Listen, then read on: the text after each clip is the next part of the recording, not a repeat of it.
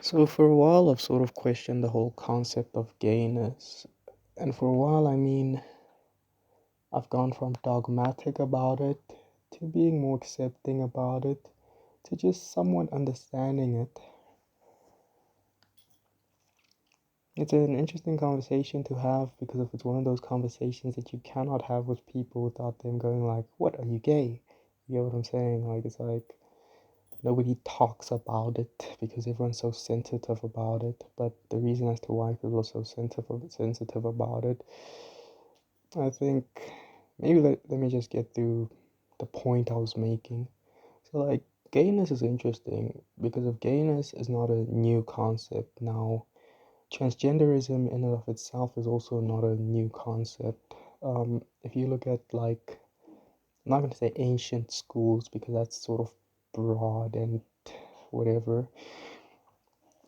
But if you look at Greek and pagan culture in particular, especially like early Roman and early Greek culture, you start to realize that the whole concept of gayness and transgenderism, but more so transgenderism in the sense of like,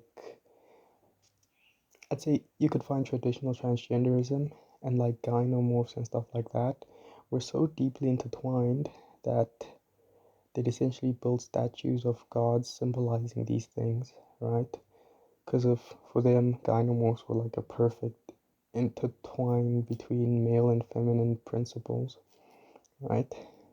Now, transgenderism is not odd in some sense, but then can be a bit perplexing in the sense of like, I'm not really sure what the idea is, but then I'm guessing the idea is that male can go to female and female can go to male, right? Representing sort of some sort of dynamic interplay, right? Now, gayness in and of itself seems like more of like a spiritual thing in pagan cultures in the sense of like, it's more so a thing of like, I wouldn't say feelings. It's more so a thing of like a person can tap into the opposite principle, right? Now, it becomes interesting because then you sort of question, okay, what is going on? Like, why do people need to tap into these principles?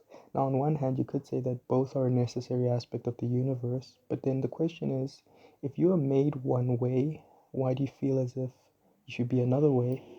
And then I think that comes down to the issue of the soul or the psyche, because soul can be a bit ambiguous, but psyche is a bit clearer. So, like, what is going on with the soul and the psyche? Could it be that your mind is just at a different place, or your mind essentially experiences a different reality, creating some sort of cognitive dissonance? Now, I can see where maybe more conservative people and traditional people come in, where they're like, it's a bad thing for society, or it's a bad thing for the individual, in the sense of like, cognitive dissonance can have a negative impact on you to the point where you start mutilating yourself, etc., etc. And those things are irreversible, right? So it can be a bit strange because from a conservative standpoint, they're like, this thing is something you need to fix, right? But then in Greek and Roman culture, it seemed to be practiced, I wouldn't say perfectly, but it seemed to be a consistent practice. And the fact that it was a consistent practice must imply that for them it was sort of normal, right? Which begs the question of what's going on with them, right? Like, I heard that if you were Greek and you were married, you're allowed to have a same sex younger partner. So, like, it, it creates an interesting sort of situation where you like, it worked for them, didn't it? So, why wouldn't it work today? Now, we still have to address the psychological issue. Did they experience any sense of cognitive dissonance? Now, what I will say is that you only see these, you only see real negative a real negative impact when you're looking at transgenders, like people who start mutilating themselves. You don't really see that much of a negative impact when it comes to gay people. In fact, gay people can seemingly have a happy life. Of course, there are some caveats in the sense of like, if you want children but you're gay, how you're gonna do it and how you're gonna raise a child in a if you're both male or if you're both female, it can be quite detrimental to the child. So it's like there are of course issues. Then again, there are issues everywhere you look. But if you look at it from like an individual and societal standpoint, gay people don't seem problematic at all. Now, transgenders is a separate issue. Transgenderism is actually a complicated issue. Even if you look at pagan culture, uh, I don't think mutilation is ever a good thing, right? Because of I think it means you're cutting off a feminine or a certain aspect of you, which can be quite destructive. Also begs the question of like why did certain cultures and certain cults practice mutilation? Some practices practiced it not as a not as a way to become transgender though, but to like devote themselves to a particular deity. Um, so I guess there are different layers to it. Um, but then I guess the tricky thing is here is I don't know where to take the conversation because I could talk about gay people within society, I could talk about transgenderism, but transgenderism I think the data just shows that it's destructive because of it's like transgenderism is essentially just a strong case of cognitive dissonance. It's like a mental disorder, right? Transgender people are generally not stable.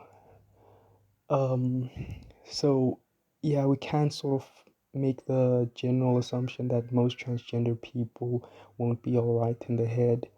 Now, when it comes to gay people, it becomes a bit more complicated, not in the sense of like they hate themselves, but more so in the sense of they seem to be secure within themselves, but society doesn't accept them for some reason.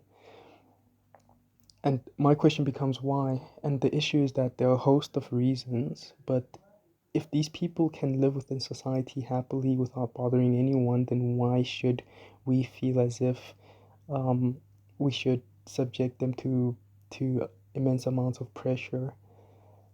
That's what I never really understood. Um, in which case, it becomes an issue of why does society subject them to so much pressure since gayness has been common for quite a while, in fact, for a really, really long time. Like, it hasn't been a big deal. So, if it hasn't been a big deal for a really long time, it's like, it's like, why is it that some cultures make it a bigger deal than it needs to be? Making for a very interesting conversation because it worked with the Greeks and the Romans, and they happen to be great societies. It worked for a lot of other empires, particularly advanced ones, right? So, like, why is it that we should subject them to an immense amount of pressure? Like, what is the whole ideology behind that? And I could take a guess. Perhaps it's not normal, but that's the thing. Gayness doesn't really affect you, it affects the gay people. So, like, even if it's not normal, why is it any of our business and why does it have to be like such a big deal?